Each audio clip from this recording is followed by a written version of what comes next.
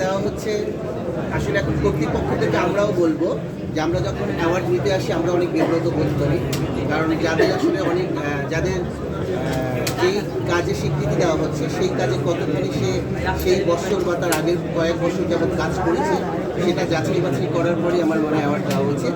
আপনাদের সাথে আমরাও একমত যে যাকে তাকে অ্যাওয়ার্ডটা দিয়ে আসল যারা সত্যিকারে যারা কাজ করে, যে সেক্টরে নিয়মিত কাজ করে এবং সফলভাবে কাজ করে তাদেরকে অ্যাওয়ার্ড দেওয়া উচিত।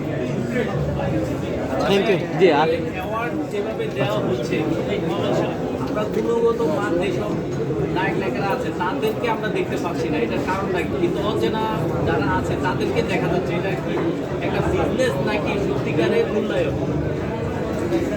এটা আসলে অচেনা অপরিচিত অনেক আসলে অপরিচিতের মধ্যেও তো অনেক গুণ থাকে নতুন নতুন যারা আসে।